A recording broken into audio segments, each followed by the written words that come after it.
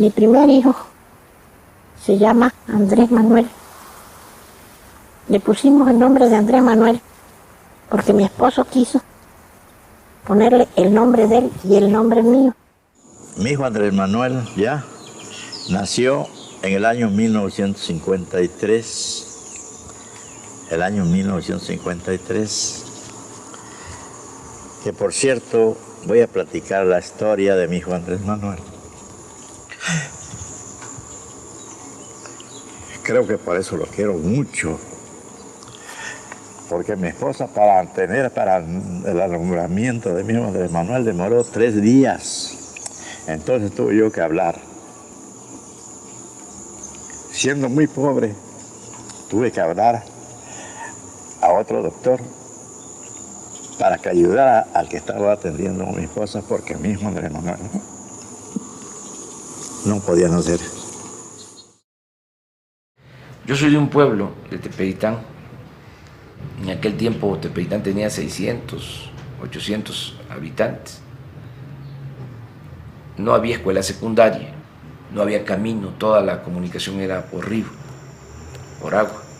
En Tabasco hay agua como cielo. Es decir, Tabasco es agua. Toda la comunicación era por río. Y no había diferencias sociales, a pesar de que mi familia tenía una tienda, que eran comerciantes. Pues nosotros teníamos relación con todos los niños y nunca nos planteamos, ¿no?, ser distintos, diferentes. Luego vino un fracaso familiar en el comercio y esto, pues, con más razón, nos mantuvo en una convivencia. ¿Qué fracaso?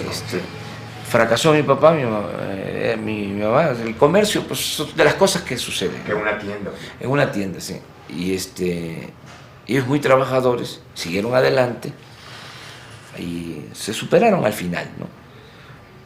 Pero en la época de mi infancia sucedió esto. ¿Y cómo te afectó?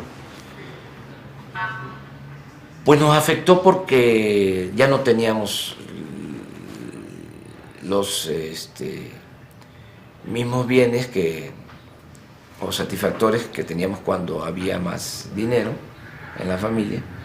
Sin embargo, no nos cambió la vida, seguimos actuando de la misma forma. Entonces siempre he tenido una buena relación con la gente. Luego tuve la fortuna de tener buenos maestros. En la secundaria tengo un maestro que fue decisivo en mi vida, Rodolfo Lara Laguna, maestro de civismo. Ese marcó mi vida. Me daba segundo año de secundaria, me daba civismo en segundo año de secundaria, cuando se llevaba el libro del Buen Ciudadano. Él no nos explicaba mucho sobre el libro, nos explicaba más sobre otras cosas, porque él había estado en la Universidad Nicolaita y además fue dirigente social. Fue dirigente en el 68 en Tabasco. Es un hombre extraordinario. ¿Y cómo te cambió la vida? Porque empezó a tocar en las clases asuntos importantes. Yo creo que algo que es muy importante de todo maestro, y yo creo que todo maestro lo puede lograr, cuando tenga algo que es muy importante en la profesión, y yo creo que en muchas profesiones o en todas, la pasión. Yo dando clase me apasionaba, me transformaba.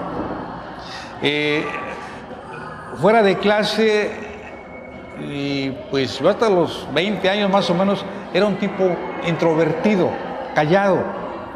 A mí si no me hacías plática, así podías estar junto a mí en un viaje de 20 horas, no te hacía plática.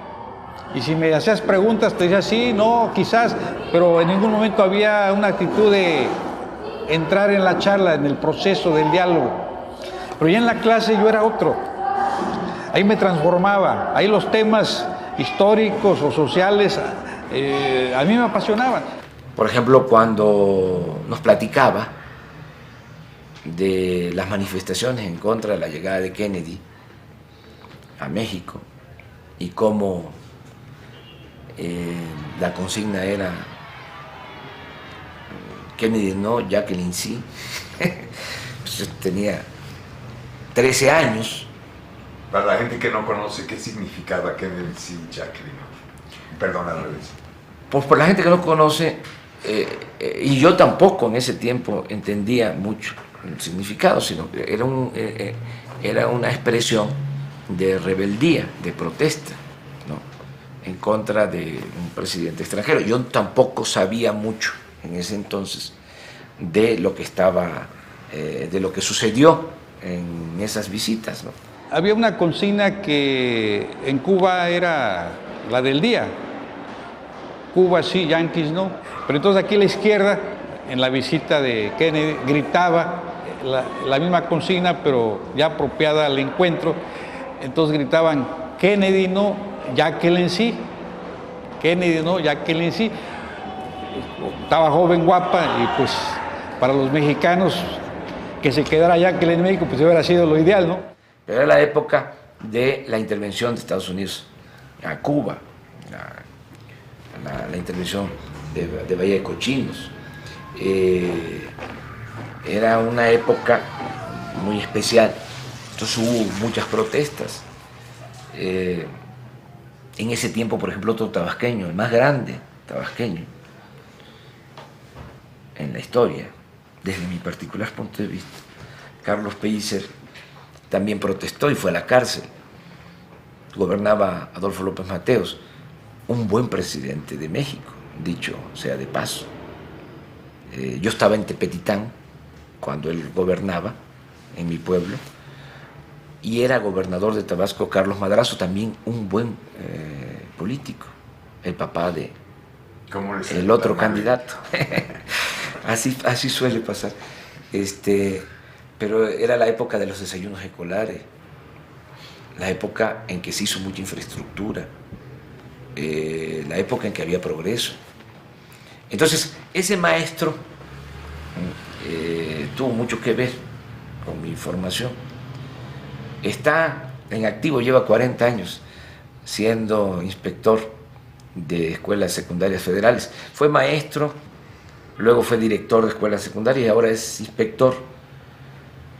Y no ha querido ser otra cosa porque tiene convicciones, porque tiene principios. ¿Se le puede localizar? Sí, se le puede localizar. Es juarista.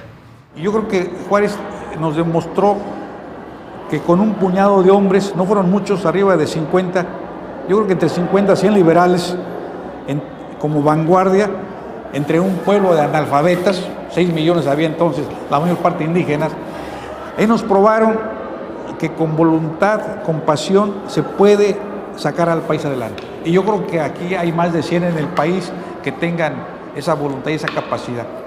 De ahí mi identificación también con Andrés Manuel por la figura de Juárez. Es un hombre íntegro. Es una gente que sigo apreciando mucho, ¿no? Sigo queriendo mucho. Y luego, pues estudié la prepa, ya me fui por el lado de las ciencias sociales y luego me vine a estudiar a México, ciencia política. Y me tocó la época de los 70, cuando muchos maestros de la facultad eran de los países de América del Sur, que venían huyendo de la represión. Maestros chilenos, bolivianos. Entonces tuve una formación social buena en esa época también. Maestros mexicanos buenos, Arnaldo Córdoba,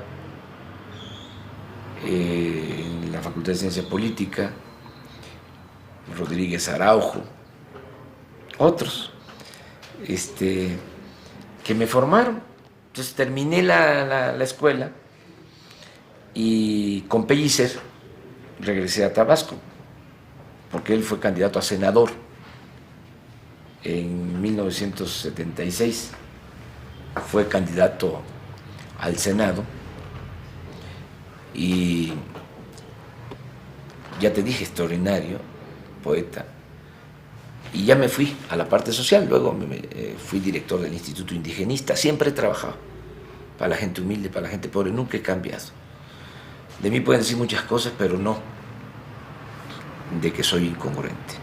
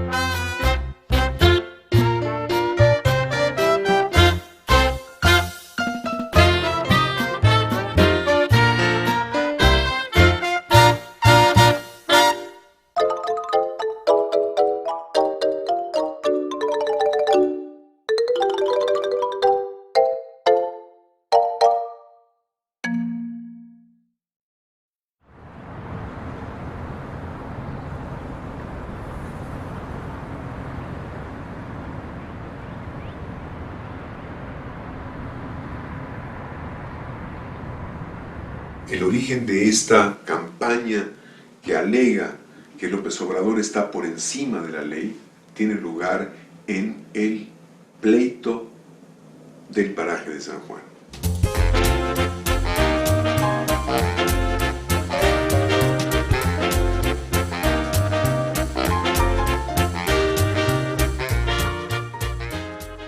Bueno, lo del paraje San Juan se inicia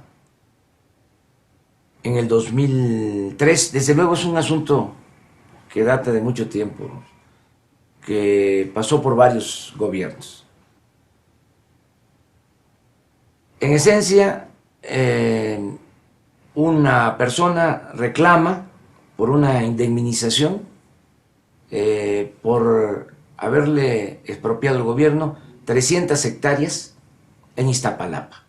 Y una juez me convoca a pagar 1.810 millones de pesos y me da un plazo de 3 días.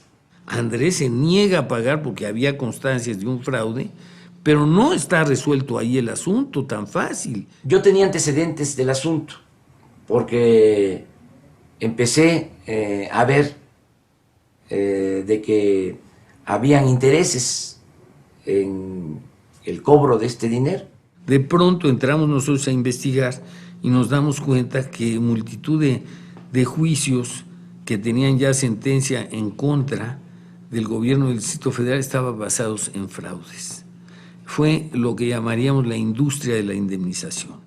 El gobierno era un puerquito, pues todos se cebaban en el gobierno. Siempre. Llegaban coyotes. Desde que yo llegué al gobierno, empecé a ver que querían hablar conmigo, ¿no? Gentes de portafolio, coyotes. Lo que en el antiguo departamento del Distrito Federal se utilizaba mucho es que las mismas autoridades corruptas, las corruptas, no todos eran corruptos, encontraban puntos sobre los cuales obtener una cierta indemnización.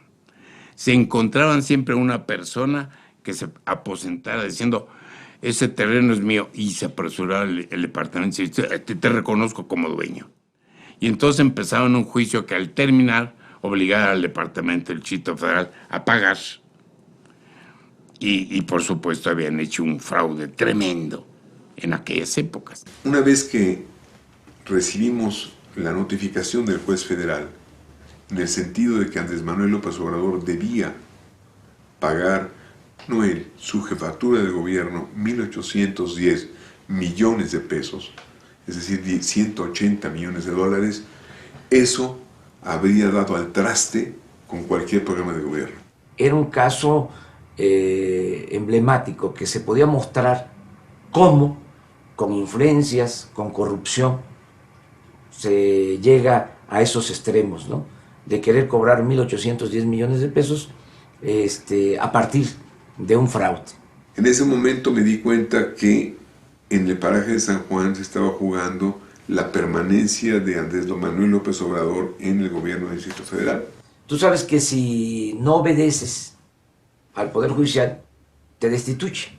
Yo creo que fue escogido un caso especial porque una persona que estaba ya muy encaminada en una posición muy popular fue intentado parar a como diera el lugar.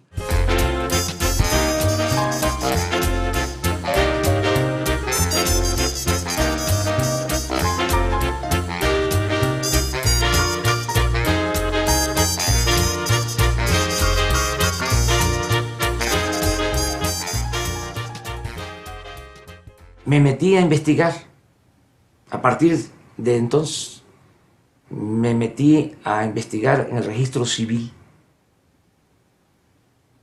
Mandé gente hasta los panteones.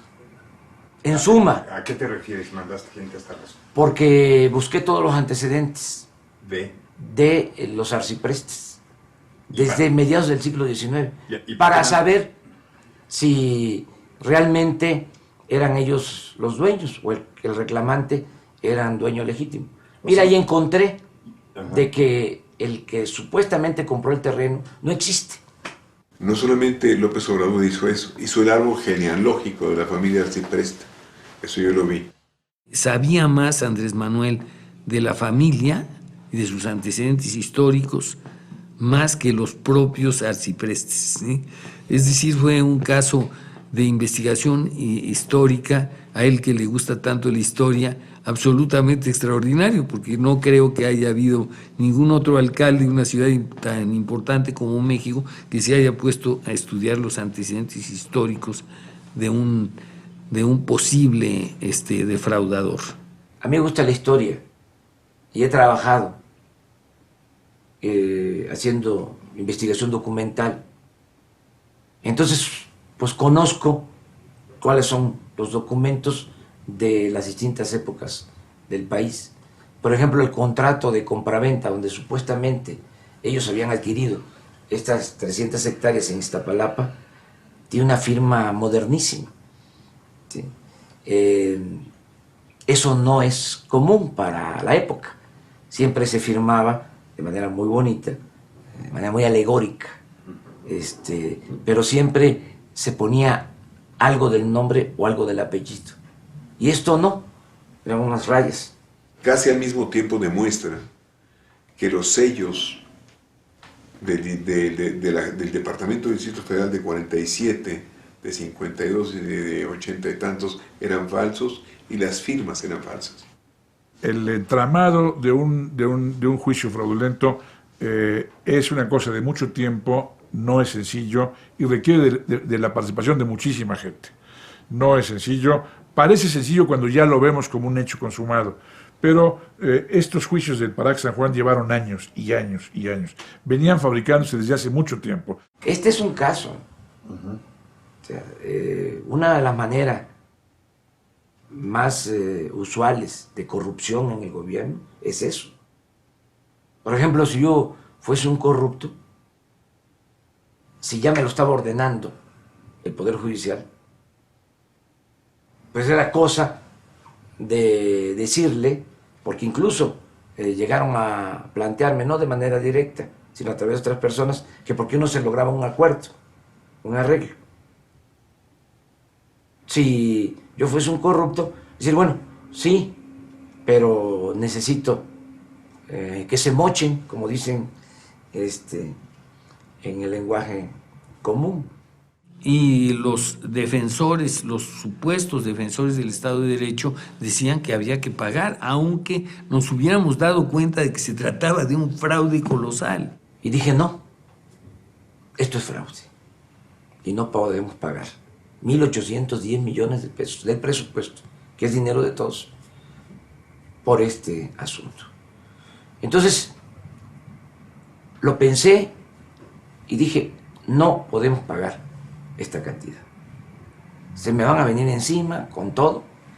De ahí surgió la campaña esta de que no respeto las leyes. Ahí empezó. Ahí empezó. López Obrador, con su terquedad, si la quieren llamar así, de que yo hago lo justo, pero no es que me niegue a hacer lo que a mí me parezca que no es justo, sino interpongo hasta el último momento los recursos que estén a mi mano en beneficio de la ciudad que prometí defender. Y la Suprema Corte de Justicia atrae el caso. El concepto de atraer el caso quiere decir revisión. Y quiere decir, de algún modo, el juez no tuvo la razón. O se sospecha que no tuvo la razón. Hasta donde recuerdo, y si la memoria no me falla, el caso del Paraje de San Juan estuvo 3 o 4 meses en revisión.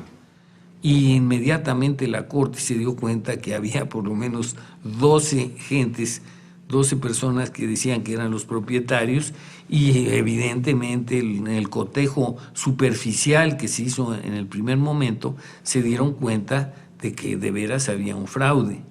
Es probable que la Corte hubiera encontrado una salida para que se hiciera justicia y no para que se aplicara mecánicamente el derecho, pero no hubo necesidad, porque la Secretaría de la Reforma Agraria informó que se trataba de un predio de carácter federal.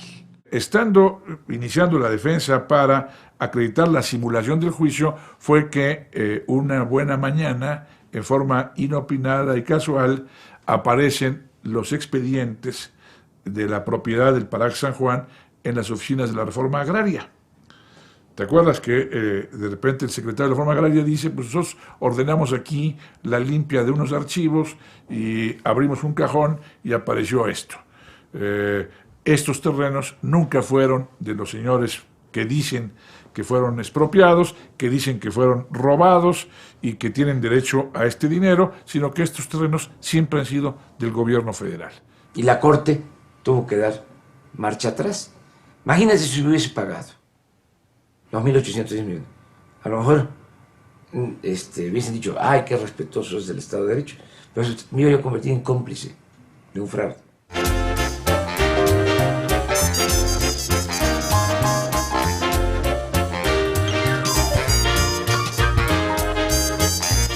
Ahora estamos ante un ridículo.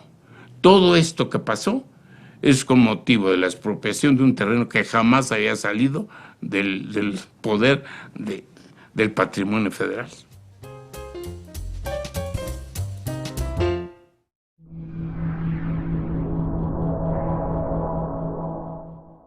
El senador Diego Fernández Ceballos, en una reunión previa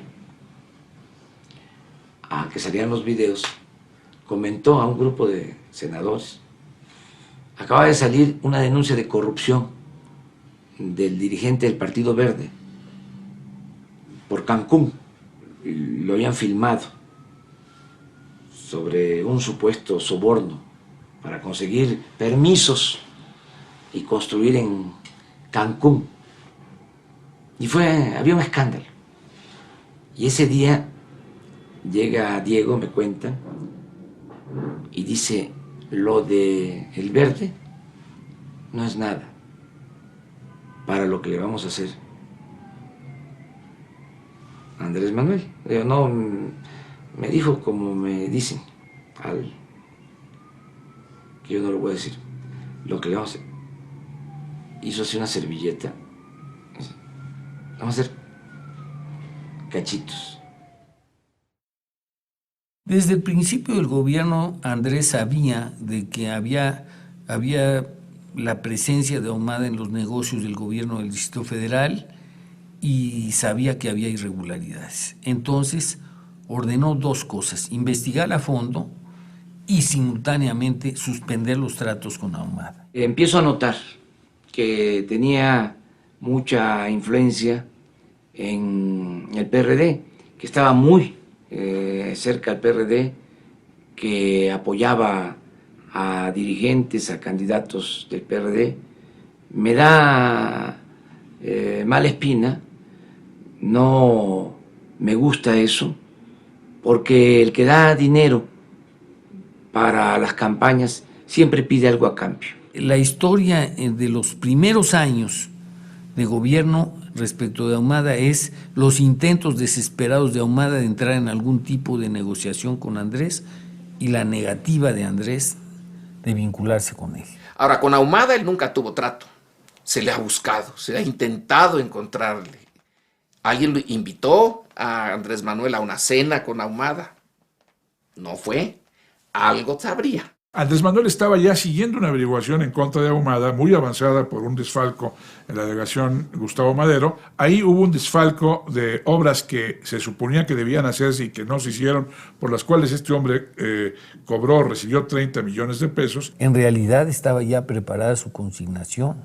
Hubo una serie de problemas de tipo burocrático que impidieron que se hiciera la consignación antes, como hubiera sido el deseo. A mí me lo ha platicado, que él estaba dispuesto, Andrés Manuel y el procurador estaban dispuestos a ir adelante y consignar a Ahumada. No te olvides de que el licenciado López Obrador rechaza el concurso y la licitación que Ahumada había ganado, el grupo Quark había ganado, para construir los segundos pisos. Ahumada gana la licitación del distribuidor San Antonio, pero no se le otorga la obra.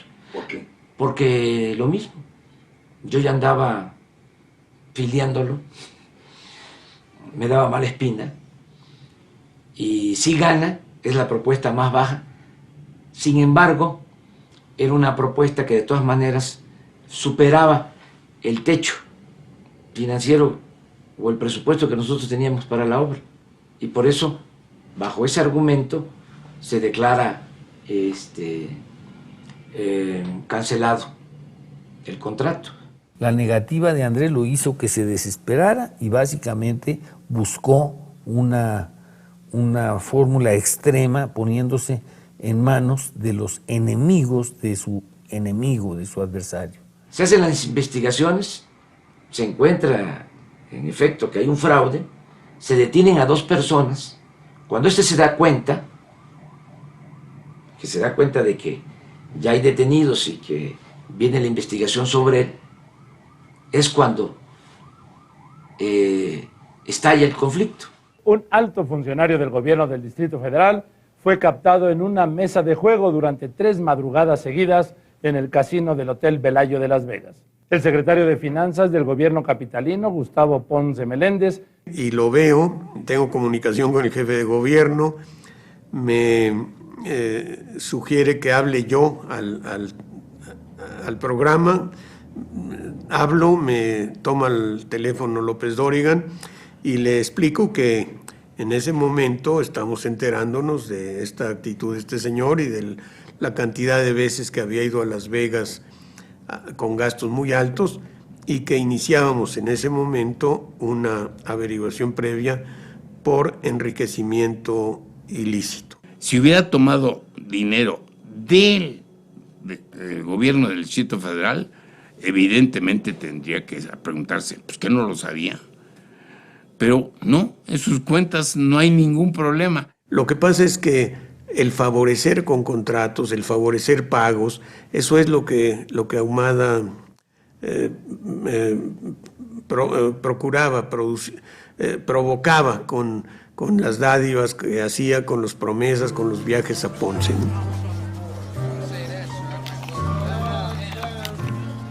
Ese video lo filman en Las Vegas agentes federales del CISEN con el apoyo de Ahumada, porque ya estaba la confabulación en mi contra, el complot, que se ríen mucho cuando digo el complot. Ustedes pensaban que yo estaba exagerando, no. Tuvo el jefe de gobierno la entereza de señalar lo que se llamó el complot, después con broma, pero en ese momento quedó clarísimo, ¿no? En el mismo lugar, en el mismo hotel, Ahumada, que acababa de hacer una denuncia, o que iba a hacer una denuncia, la hace en un hotel, no en la Procuraduría. Intervienen ahí funcionarios de la Procuraduría, del CISEN, Fernández de Ceballos, que están ahí presentes todos, y el jefe de gobierno, con los datos que obtiene, hace la denuncia inmediatamente en una legítima defensa plena, y ellos mismos, al tratar de dar las explicaciones, aceptan que sí hubo tal reunión. Fernández Ceballos dice que defenderá a Ahumada contra cualquier atropello, arbitrariedad y todo, y a su estilo echa una balandronada de que él será el defensor, ¿no? La verdad es que le deben haber ofrecido a Ahumada que lo iban a proteger, pero no pueden hacerlo ante la evidencia del fraude, por un lado, y ante el descubrimiento de su juego, por el otro, ¿no? Ahí sí era claro ya que la sospecha del complot se confirmaba totalmente. A las 7 de la mañana, en el programa de Víctor Trujillo, se aparece el diputado Döring con un cassette. Y recibí yo un video que me permite traerte como obsequio. Yo lo recibí el día de ayer porque fue mi santo, el 2 de marzo es San Federico. ¿Cierto? Entonces fue mi regalo de santo y bueno, lo traje para compartirlo contigo porque creo que cuando veas lo que en él está contenido, verás que es un asunto que no me puedo reservar para mi conocimiento. La historia es conocida, Bejarano está dando una entrevista, lo llaman al programa de Víctor Trujillo. René, si eres tan amable, nada más vamos a cambiar los micrófonos. Federico, gracias. Sí, y estaremos pendientes y daremos seguimiento a todo esto que tendrá que pasar en la permanente. Gracias, Federico. René Bejarano, ¿cómo estás? Según el propio Bejarano, las circunstancias que rodearon la difusión de ese video inicial, cómo de pronto lo llevan a un foro distinto, cómo le dicen que apague sus teléfonos, de tal manera que no viera la imagen que se estaba transmitiendo en otro foro. Justamente ya cuando termina, se lo llevan ahí, lo presentan, y ¡boom!, le sueltan ahí el video, ¿no? ¿Qué está pasando ahí, René? Yo te voy a informar, voy a decir toda la verdad de la información que se tiene. Un empresario que se llama Carlos Ahumada Kurz. ¿Es el del video? Es el del video. Mediáticamente era atractiva. Lo que había que ver y lo que el público debería conocer es toda esta parte de atrás que no se sabe. Ellos nos presentan solamente el hecho, la denuncia de un diputado, Federico Dorin, que sale con el video, pero nos dice todo lo que hubo atrás. O sea, cómo lo consiguió, y la televisión nunca le pregunta cómo lo consiguió. La televisión se encarga de enjuiciar al invitado cuando no tiene ninguna atribución legal para hacerlo. Prácticamente Broso condena y quiere mandar al paredón a René Bejarano, cuando sí es un simple conductor de un programa y no es un juez. ¿Para ti? Sí. Este va a ser el día más triste de tu vida.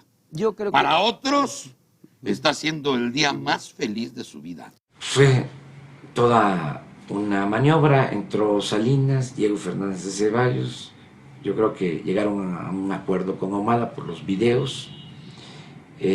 Obviamente participó la Secretaría de Hacienda, el CISEN. Yo creo que fue una serie de descuidos gravísimos. Nosotros le llamábamos la conspiración de los tres chiflados, porque entre más querían ellos demostrar que no estaban involucrados, más se hundían en la evidencia. Los videos tendrían que haber demostrado que López Obrador recibió el dinero y no colaboradores cercanos o lejanos de él. Después de los estallidos de misiles que no eran cualquier cosa. Es decir, Bejarano tomando, revisando las maletas y metiéndose las ligas en la bolsa del traje, pues no es cualquier cosa. No sabemos cuánto o cómo transportaron el dinero del Pemex Gate. Debió haber sido en camiones de mudanza. Pero eso que vimos, para nuestra desgracia, eran funcionarios del PRD tomando dinero. Mientras que los demás escándalos, grandes escándalos de los políticos del PRI y del PAN, han quedado soslayados, ya nadie habla de ellos, y nadie respondió, y nadie se fue a la cárcel. En este caso, en el caso de Ahumada tan escandaloso, todos los protagonistas, todos los que podían haber cometido o cometieron delitos, se fueron a la cárcel. No hubo impunidad para ninguno de ellos. Claro que hubieron actos de corrupción. Lo de Ponce y lo de Bejarano, pero en el fondo era destruirme políticamente. Ahora me siento bien. ¿Por qué? Porque cuando se dan un caso de corrupción, el gobierno siempre se vincula al de arriba. O sea, es increíble de que si el secretario de Finanzas, el que fue secretario particular, estaban metidos en estas cosas, que yo no estuviese involucrado. Yo no establezco relaciones de complicidad con nadie. Entonces pasé como la prueba del ácido. Pude cometer el error, ¿no?, de omisión, de no estar más informado. No podía. O sea, estaba yo tratando de parar a Ahumada por todos lados y surgió ahí.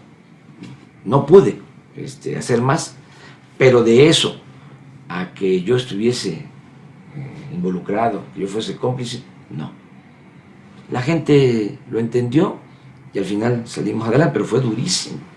Imagínate lo que son esas imágenes de televisión.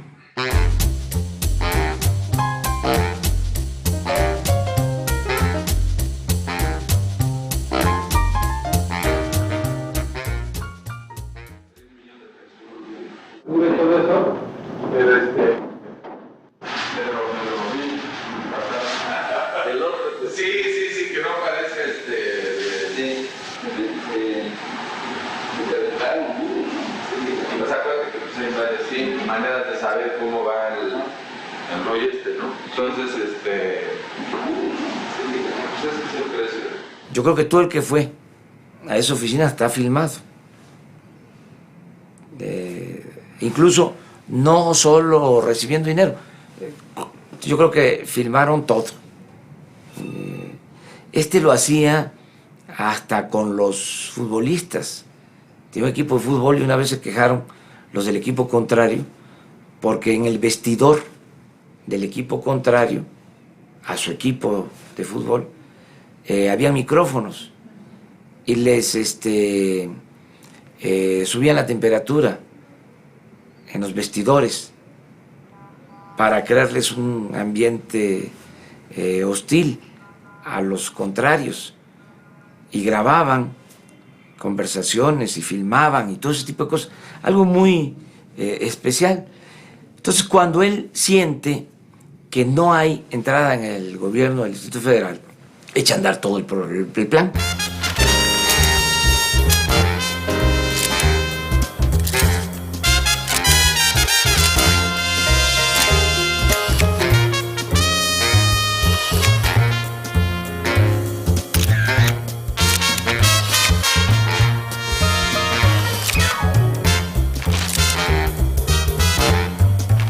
Por eso hablé del complot. Te quiero decir que al principio no tenía yo todos los elementos. Pero esto tiene que ver mucho con el instinto. Y tiene que andar a las vivas. Y algo no me cuadraba, muchas cosas. No me resultaban lógicas, ¿no? Por ejemplo, cómo les llega todo el material a las televisoras, cómo filman a Ponce en Las Vegas. Una cosa, por ejemplo, evidente, cuando nosotros ya tenemos presentada una denuncia contra Ahumada, él interpone una contradenuncia días después, acusando de que había extorsión de parte de funcionarios del gobierno. Y la Procuraduría General de la República le va a tomar la declaración, le recibe la denuncia en el Hotel Presidente. Es decir, va a la Procuraduría a donde Ahumada lo solicita. Eso nunca se ha visto. O sea, tú tienes que ir al Ministerio Público, tienes que ir a una institución de la Procuraduría, digo, a una oficina de la Procuraduría, a presentar tu denuncia. Y esto va al Ministerio Público. Pero no solo eso, el local o el salón donde reciben la denuncia, lo paga el CISEN. Como la gente no sabe qué cosa es el CISEN, son los espías del gobierno federal. Ellos pagan al hotel el alquiler del salón. Ahí está ese día de pura casualidad, desayunando Diego Fernández Ceballos, se saluda con él, le dice, después que termina toda la diligencia, ya está, adelante. Entonces, todo eso, pues era muy evidente de que detrás de mostrar estos actos de corrupción, que además tenían que ser castigados, y qué bueno que se mostraron, detrás de todo esto había una intención política, la de destruirme, la de acabar con nosotros. Fíjate, era como el mundo al revés, los que siempre han saqueado a México, los que se han dedicado a hacer jugosos negocios al amparo del poder público, Salinas, Diego, me tenían en el banquillo de los acusados. Fue una situación muy difícil, porque además nadie iba a creer que yo no estaba informado de lo que hacía Ponce, de lo que hacía Bejarano. Increíble, en un país en donde siempre la corrupción se da de arriba para abajo y tiene que ver con la cabeza, y donde se van tejiendo relaciones de complicidad. Era imposible de que yo saliera a decir pues que no conocía a Ahumada, de que no establecimos nosotros ningún tipo de relación con él, que no sabía que Bejarano tuviese relaciones con Ahumada, que yo no había mandado a Bejarano a pedir dinero, que no sabía yo que Ponce era un jugador empedernido y que iba a Las Vegas y que además tenía vinculaciones con Ahumada. O sea, era muy difícil de que la gente creyera de que yo no estaba involucrado. Afortunadamente, todo se fue aclarando, se demostró, se burlaban de mí, de que hablaba yo de complot, hasta la forma de decirlo. Que en vez de decir complot, decía yo complot y que estaba mal dicho. Pues no, se puede decir de las dos maneras. Pero en el fondo lo que decían era de que no era cierto de que hubiese complot. Y luego se demostró, porque Ahumada terminó en Cuba, allá lo remiten, es decir, lo traen para acá, lo mandan, allá declara de que hizo acuerdos con el gobierno federal, que le ofrecieron dinero, que le habían dado nada más un anticipo. Para que quede claro, el dinero que está recibiendo Bejarano ahí es menos, no estoy justificándolo, ¿sí?, que lo que le dieron a Ahumada por los videos. En lo que Ahumada vendió los videos. ¿Que vendió a quién? A Salinas y al gobierno federal. Habría que ver, se va a saber con el paso del tiempo. Ahora sí que, como dice Chicoche, ¿quién pompó? ¿Quién compró esos videos?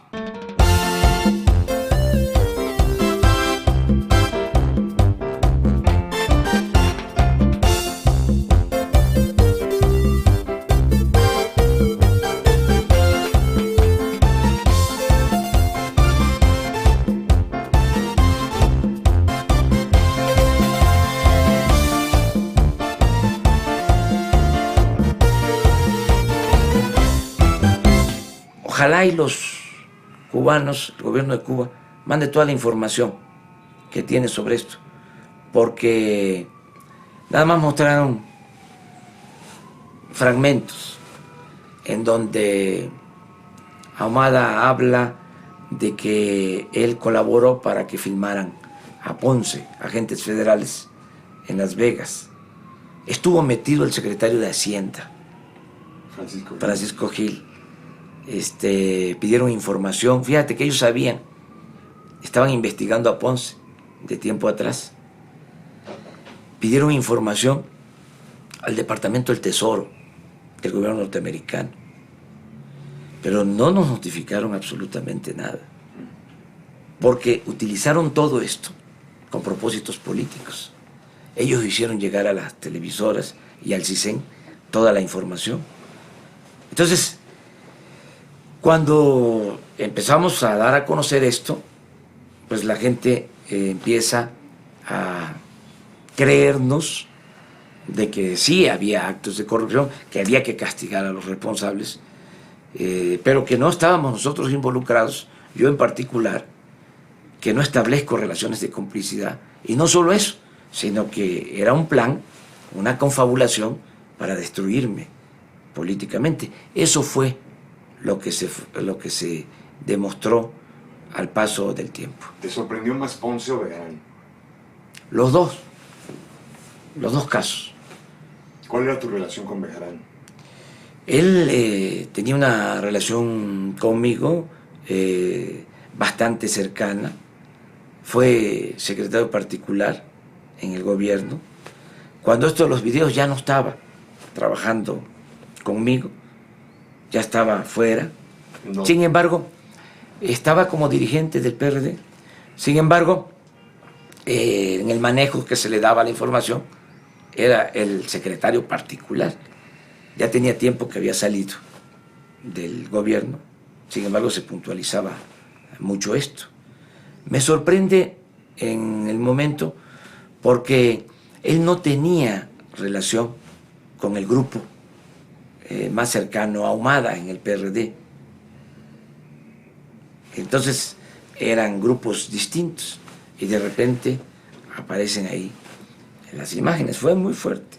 Todo eso. ¿Lo sentiste como traición de verdad? Sí, una traición al movimiento democrático, un acto de corrupción que nos dañó, que nos afectó.